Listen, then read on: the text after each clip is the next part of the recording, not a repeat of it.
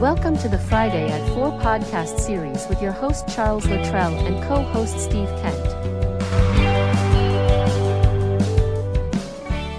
Steve, welcome back to Friday at 4. It is August 1st, 2025. How are you? I'm doing well. It's hard. Well, hopefully you're doing well as okay as well. But it's really challenging to figure out that it's August 1st.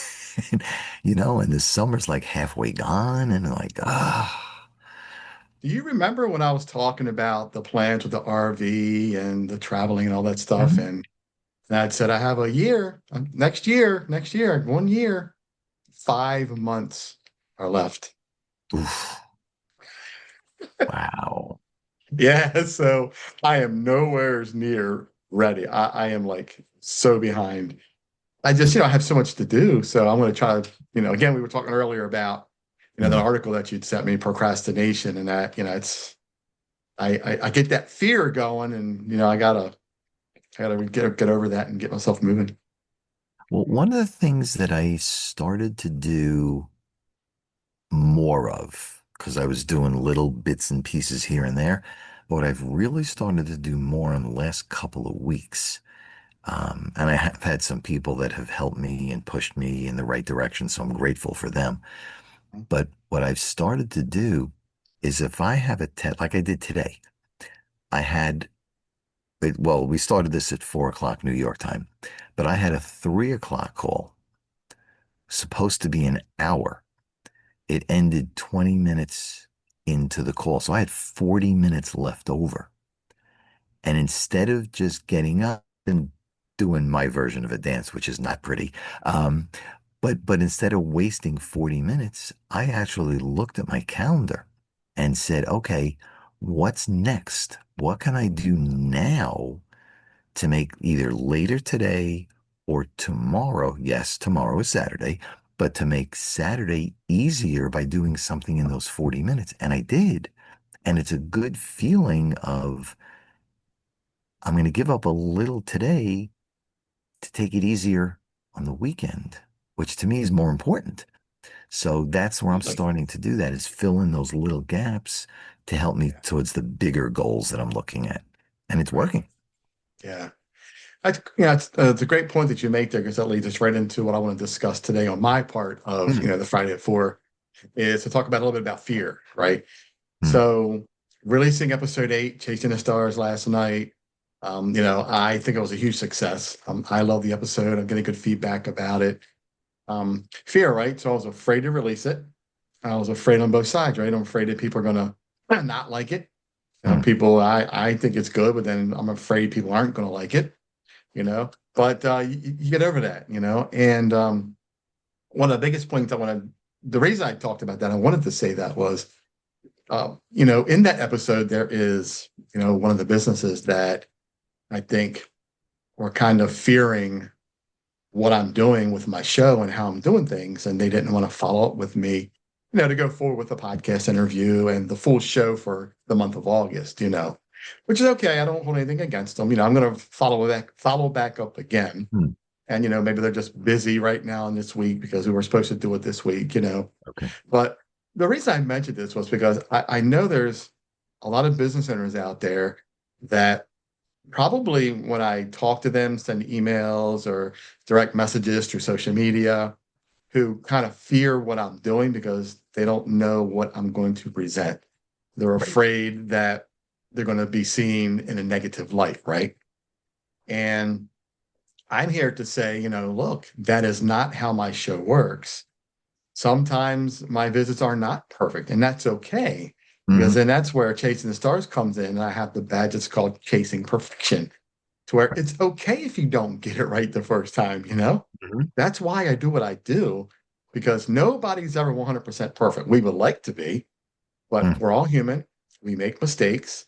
And Correct. when we talk about those mistakes, right, and we really put out there that, look, we're not perfect. I made this mistake.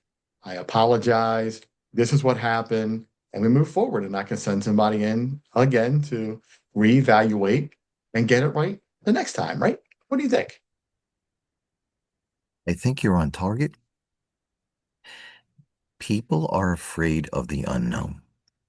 Yeah. And to Yeah. have somebody they don't know to come in and look, the perception is, what are they going to do to hurt?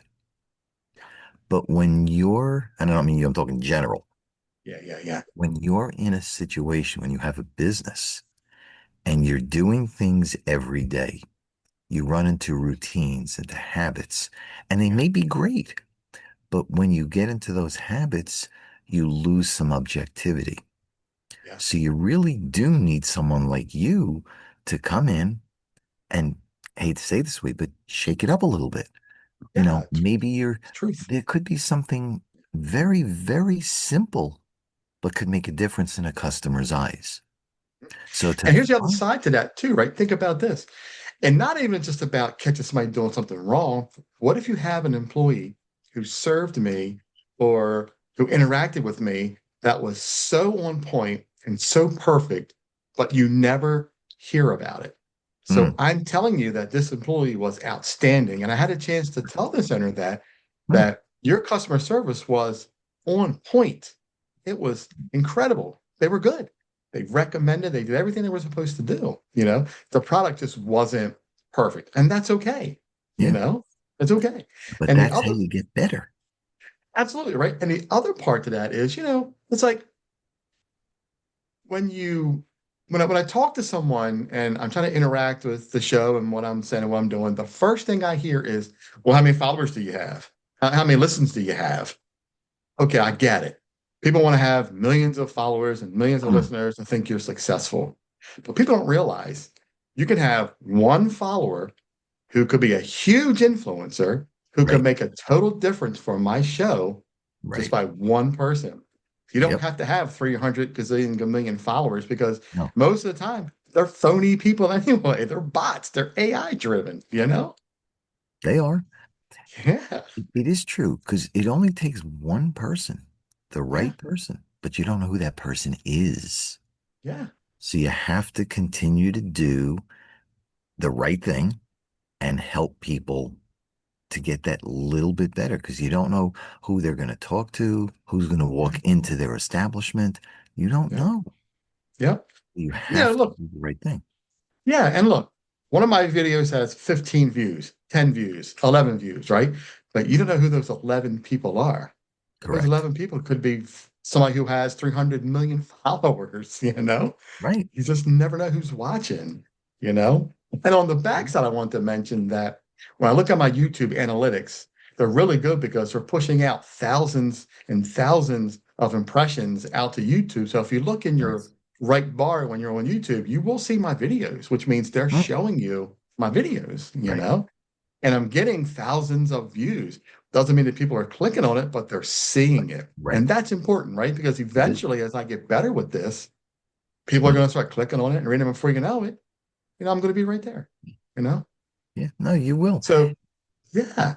And not to cut you off again, but, so to all the business owners who are watching this and all the people who, are on the other side of this who want to start their own business or something, don't fear the fact that you don't have a huge following. Don't fear the fact that you're afraid to send me in or you're afraid to talk to me because you don't know what I'm going to find.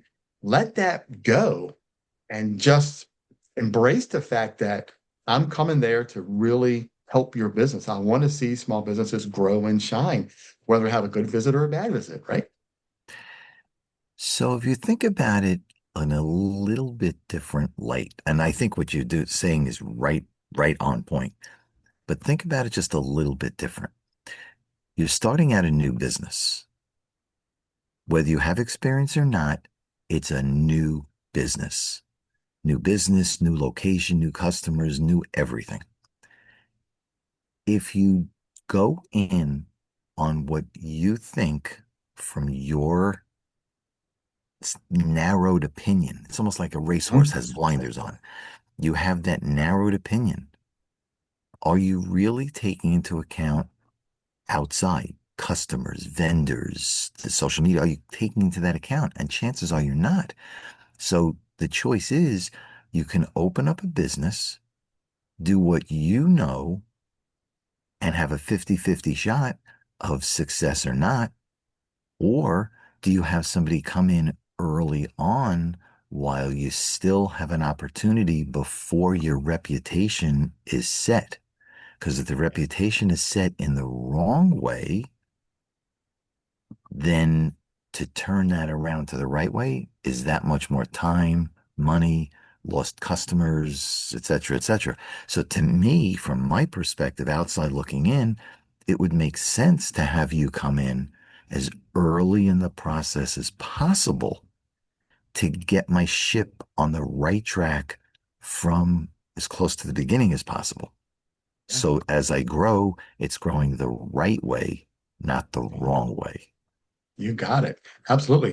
And that's why I have my RMS snapshot with Google, Yelp, and Facebook numbers in it. And it's all put together because that shows you how you're standing against your competitors, and Mhm. sometimes you're much better than your competitors, and sometimes you're a little below your competitors. And it's in different aspects of your business from either your response rate to your reviews or not responding at all, or Mhm. not having hardly any reviews at all. But I think having my business, having what I'm doing, an extra added layer to your business could really benefit, to keep your ship steering in the right direction. Absolutely, it can. It's always best, in my opinion, to get that independent. Because again, it's that whole concept of working in the business or on the business. Yeah. And whether you're a solopreneur or you have a team, most entrepreneurs work in the business, day-to-day operations. Yeah. But if you're doing that, how are you getting your name out there? How are you getting new customers? How do you know what's right or wrong? Because you're focusing on the day-to-day of, okay, here comes a customer, fill the order, talk to the vendor, replace the product so I can help the next customer, pay the bills, turn the lights on, whatever you have to do. But you're not focusing necessarily as much attention as might be needed to think bigger. How do I expand? How do I get my name out? Is my Yeah. name out there, and how am I being viewed? Yep. That's the And stuff here's the where you killer. come in. Yep. And here's the killer part. It's all non-biased, which means Mm, if I got a headache, I'm not feeling good, I just got an argument with the wife, the girlfriend, the husband, the mm. boyfriend, kids are screaming all night long, we're hungry, where we go, we're in a hurry to eat, or trying to get to the playground or whatever we're doing, there is no energy of that being put into this review or everything I do with the show. It's all non-biased, it's all professional. So you're getting the truth about what's happening in your business, not from someone who's ranting on Google or Facebook or Yelp because they're in a bad mood. The kids are screaming, "Oh, this burger was sucky because, well, my kids interrupted my night." Boom, you know? The truth is a hard thing for a lot of people to face. It really is. I'm Yeah, not it being, I'm is. not It being, really is. I'm not kidding around. It truly is a hard thing to face. Yeah, But in my mind, the only way to get better is to get the truth from the independent source. Now, what you do with it obviously is your choice. right. But if you don't know what that truth is, you may be thinking everything is good and rosy, but you're going down the wrong path. And at some point, it's going to implode. Then you have nothing. Absolutely. So before Yeah, you get to that absolutely. point, right the ship, let it start, going down the right way. Absolutely. And before I end my part of this, QACteam.com, click on Chasing the Stars. All episodes are there. I actually have an interactive map that I just updated.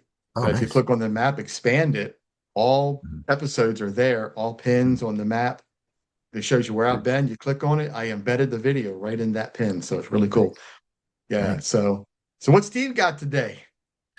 I don't know. I was so interested in talking about what you do. I got nothing. No, only kidding. We got sidetracked. I got nothing. Um, I got nothing. I had nothing. Um, what I wanted to kind of delve into a little bit today in the series of, adding value, is to talk about something called an emergency fund. And people are going to sit there and say, yeah, yeah, yeah, I know all about it, blah, blah, blah. Do you have one? Do you know why you should have one? Yeah. And the reason to me that this is so important, and I've told my story many times before, when I had my financial challenges, which were pretty significant if you've seen prior episodes, there's an expression out there that says I didn't have two nickels to rub together, which means I was flat broke. And I was. I was flat broke. Um, and as I started to work my way back up, I have to figure out, or I did have to figure out, what's important to me. Now, there's always the food, shelter, clothing, basic needs. We've heard, maybe all heard that before. And that's all great. But how do you do that? How do you know that you have enough money to pay for those things? And what happens if something happens? So, what I'm suggesting, and I did this personally, so this is not something I'm making up, I did this personally. When I started to make money again, because I had no income for a long time, none. When I started to make money, I took a very small piece of my net check. So if I was making, let's just say, take home $500 a week, I would say before I spent any money on anything, I would take $10 of that and put it into a bank. Nice. That started my emergency fund. So it's $10, something that I could manage. I'm not going to put more because I still got to put food on the table. I still got to pay the rent, put gas in the car. But what could I afford? And in my case, $10. That's it. But I put $10 into an account this week, next week, the week after, the week after. And I paid myself first, which was the bank. And then I paid the rent. I ate cheap so I could put food on the table. I almost bought stock in the local pasta and Ronzoni pasta company. But I was eating it so much. Ramen noodles. But that's what I had to do. And I Yeah. slowly built. And as I made, instead of 500 a week, I made 600 a week. So that $10 into the bank became 15. Then it became 20. Then it became 30. And over time, if you don't touch it, which is why it's called emergency fund, it starts to grow. Yeah. And the emergency fund comes into play because what happens if you're driving and you get a flat tire? And no pun intended, right? No, no, no. I'm not, and I know for you, I don't mean it that way. Well, that's me. It was just wonderful. Yeah, yeah, I can imagine. But I had no credit card.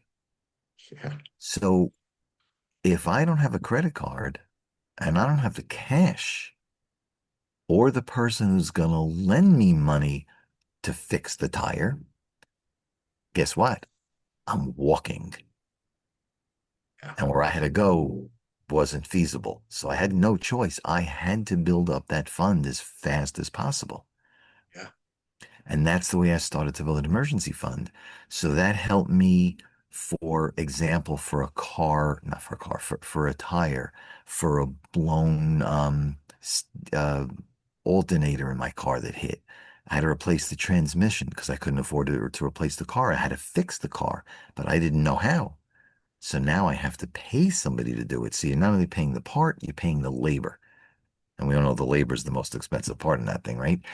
Yes, But it is. that's how I did it. So the emergency fund for me as an individual allowed me to slowly over time build that account.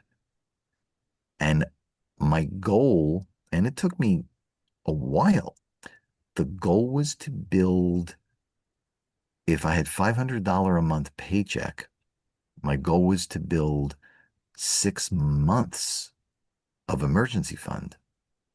So if I had 500 a week, 4 weeks in a month is 2,000 a month times 6 months was 12 grand. It took me a couple of years to save 12 grand.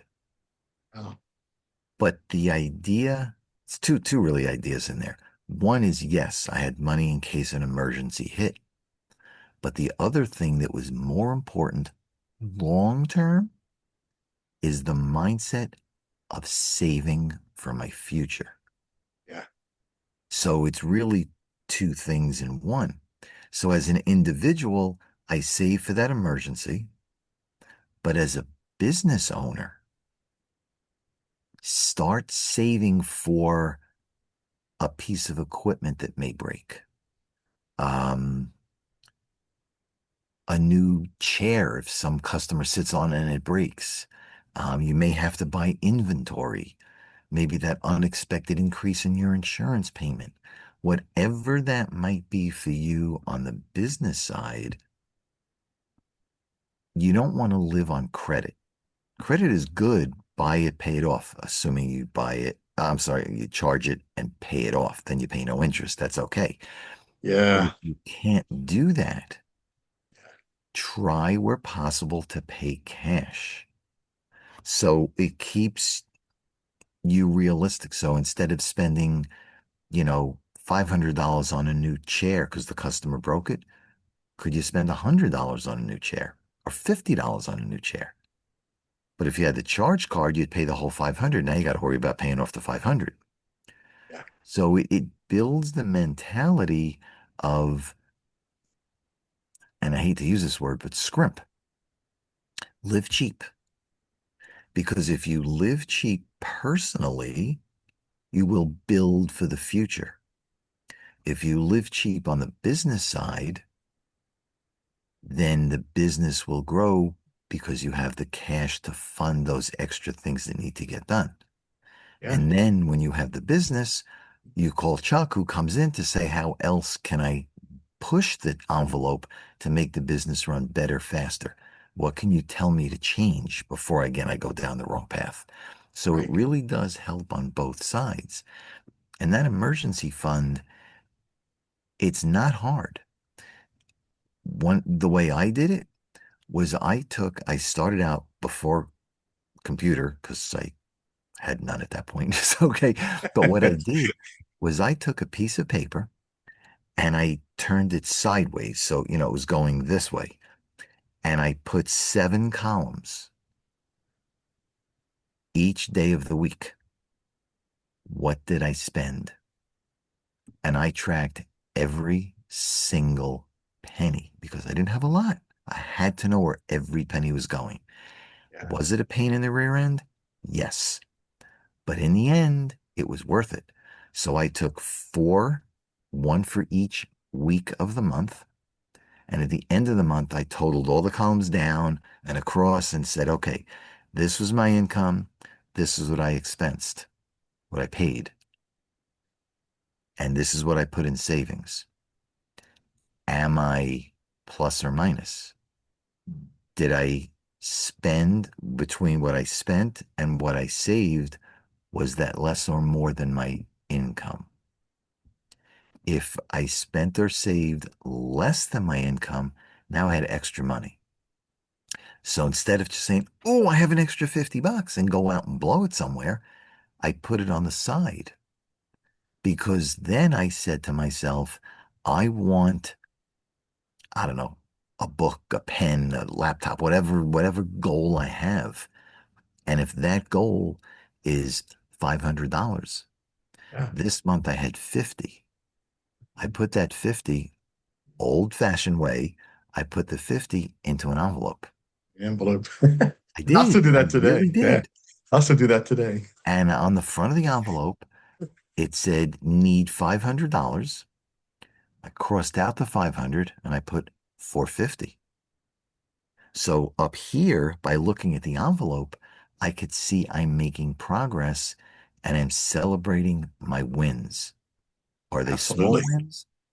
They may be small wins to somebody else, but to me, they were big wins Yeah, because I absolutely. controlled the expenses.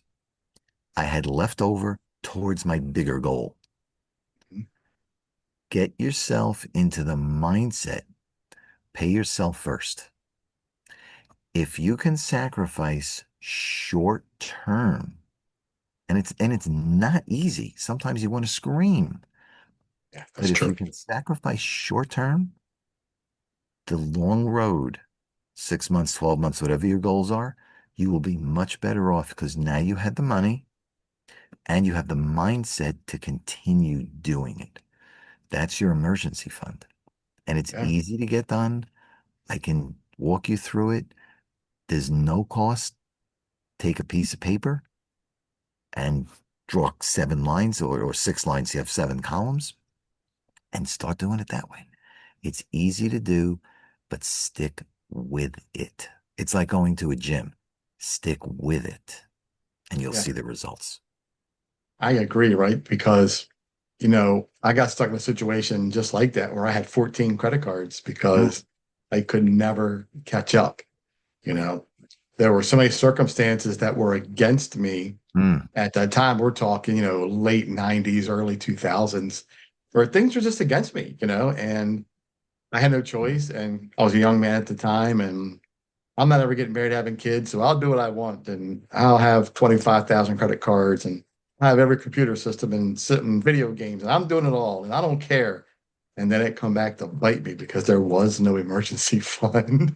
There was nothing set up but a lot of debt. well, You know, the reason that most people have an emergency fund, and here I'm going to go off on my tangent here. Most people, well, okay, so let's go with most people.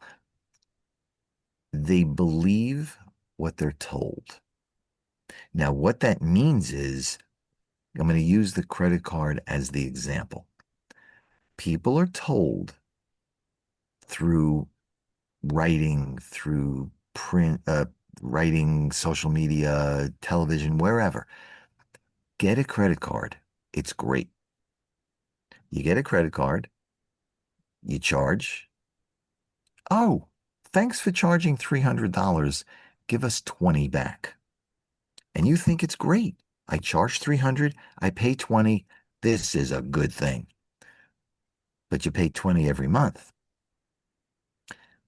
After a couple of months, they like you. They like you so much they raise your credit limit from 300 to 500 or 1,000 or 2,000. So now because you're told charge, charge, charge. And don't worry about it. We like you so much. Pay the $20, $25, $30. Before you know it, you're in debt over your head. And all you're paying with that 20, 25, $30 is interest. You're never paying back that 300, 500, or whatever you charge. You're never paying it off. The credit card companies don't want your $300. They want your $25 a month for the rest of your life. rest of your And life. that's what Yeah, they're going to get. yeah, So having an emergency fund is never discussed. yeah. So it's that same statement of you don't know what you don't know. Yep, that's You true. don't know of this thing called emergency fund. Yeah, So if you don't know, you follow what you're told is get a credit card, charge, pay minimum. Charge, pay minimum. Charge, pay minimum. 20 years later, you're still paying minimum. right. And the balance isn't going anywhere. Yeah, and it's not going anywhere. Ain't going So, anywhere. but that's the point of you said your emergency fund. You didn't have one, but that's part of the reason why. So if you were more educated on emergency funds, which you were not, you don't know.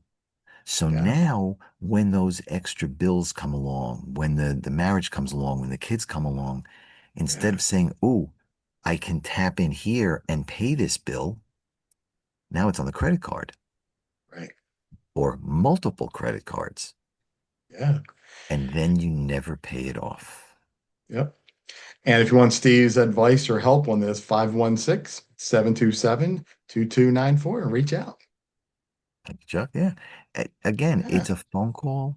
I'm here to help you. It's a no judgment zone. yeah, I don't care who you are. And it may not sound right, but let me finish my statement. I don't care who you are. I don't care where you come from. I don't care what your economic situation is. I don't care. My goal is to help you, whatever your situation is. It's a free call. It's not being recorded. it's it's a no lose for you. You're getting advice from somebody who went through it. Let me help you. And if you That's want some it. advice from somebody who did it all wrong, hey, I just did talk to it. me. Yeah, I did That's it we so all wrong. been there, right? Like you, I did it so wrong, but probably on a much larger scale.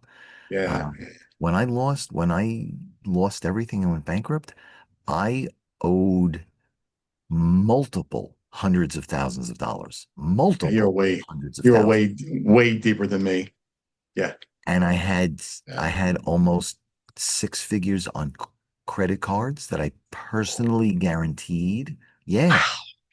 Wow. that's Amazing. why that's why I went bankrupt because nobody now, and I don't want to make this sound bad, but I thought that I was a pretty smart guy. I had an accounting degree. I had 32 years in IT dealing with corporate executives. I Yeah. thought that I knew what I was doing. Well, let me tell you, I couldn't have been further from the truth. I was so over my head because nobody ever taught me any of this stuff that we're talking about in this series. Nobody. So when I got into trouble, it was too late. I talked to the wrong people, trusted the wrong people, didn't know the questions to ask, and boom, now you're SOL because now you signed the paper, now you owe. Yeah. You know what's interesting is I found out when I sat down with a bankruptcy lawyer. That's what I know about everything. Well, this is what happened. This is what happened. This is what you did. This is what you did. I'm like, had no clue. I Right, had no clue. You're a young man. You're going through life thinking you're doing the right things. right. And before you know it, it creeps up on you. And I It think it's a does. good thing that you're doing, Steve. You're really trying to help Yeah, people who aren't there yet not get there, helping people who are there to show them that there is a way out before it gets to that hundreds of thousands of dollars correct, in debt, correct, you know? correct. Yeah.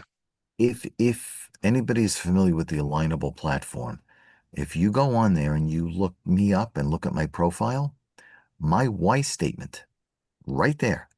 My why is to help people not make the same financial mistakes I made. It's right there in writing. That's my goal. Again, no judgment zone. But if I can help you avoid those mistakes before you make them, so you Yeah. understand what they are and the risks, which again, what you do is up to you. I'm not going to tell you no, but at Yeah. least understand the risks that are there before it haunts you for years like it did to me. Yeah, and see how great this is, how we complement each other because now on the flip side, don't be afraid to reach out to me. Don't be afraid of what I do because I'm there to help your business grow and succeed, not come out there to say that your salad was awful, your lettuce was brown, Mm. your server was just awful, she had hair in my food. I mean, the list goes on, but you get the point that I'm not there to make you look bad. I'm there to show you the truth to help your business succeed so you don't have multiple people coming in, having that type of experience, and then telling 20 to 30 people that this happened, and then your business is tanking, you know? The other side, which I just thought of now, and I know you haven't mentioned this before, but from my perspective, what happens if you have a restaurant or a business that you go into and somebody gets food poisoning or somebody falls because the floor wasn't mopped or cleaned the right way? You know what the next thing that happens? Lawsuit. Yeah. We live in a country that is so pro the person who claims they got hurt, whether they did or not. So why give people a chance to go that route? And I have an episode that has that very issue. If you dig back into my episodes of Chasing Stars, Okay. you will find it. And it's sad that it happened the way it did, but Mhm. they didn't want to. I guess they feared talking to me because they didn't want to know Mhm. about it. Again, don't be afraid. Embrace what I'm bringing to your business, Yeah, because Yeah, a lawsuit not only will cost you, well, it'll cost your insurance company money, but then your rates are going to go way up. yeah, It's your reputation. yeah. Why A lot give people a happens, chance? If right? you do the right Yeah, thing, that's very inexpensive. If there is anything that you need to spend after Chuck's review, yeah. isn't it worth a little bit versus a lot of money and a reputation? The To me, cost it of is. my Patreon account, the cost of a host read ad, I'm right on par with what everybody else charges a host read ad. So it's not expensive. It's No, very cost effective, So, reach out to us. That's why we're here, Steve, another great episode, man. I it really was appreciate you good coming stuff. on and No, no, it absolutely. yeah, the detail is great. I mean, the emergency fund, I love it. Mhm. Fear, don't be afraid, man. That's why we're here. So another great episode. Well, in closing here, I hope we all have a great rest of the Friday and a great weekend, a great evening. And the 4 o'clock podcast, the four Friday at 4, because It's 4 o'clock somewhere. 4 o'clock somewhere. Love it. Steve, again, thanks a lot, Thank you, Chuck. man. You as I well. love I love continuing this series. I really love Yeah, this. me We too. we put up a lot of information and people have reached out to me and told me that, we put up a lot of content, a lot of information, and people are digging through it and listening Good. and utilizing some of our stuff. So I'm honored to hear that. I want to share that with you that No, thanks. people It's are good to know. watching Good. and people are listening and actually liking what we're doing. Yeah. Good. Like I said, it might not show in the numbers. I might not have 400 million followers, but hey, It's okay. people are listening. People are watching. That's what it That's the thing, counts. right? That's what They're counts. always watching. Yeah, Yep. Always watching. you got it. All right. Good Steve, stuff. thanks again, buddy. Enjoy the rest of the evening. You too. We'll chat soon, man. Take care. You got it. Thanks, Chuck. Yeah, Take buddy. care, You everyone. got it, Bye man. bye. You've been watching the Friday at 4 podcast series with your host Charles Luttrell and co-host Steve Kent. Thanks for watching.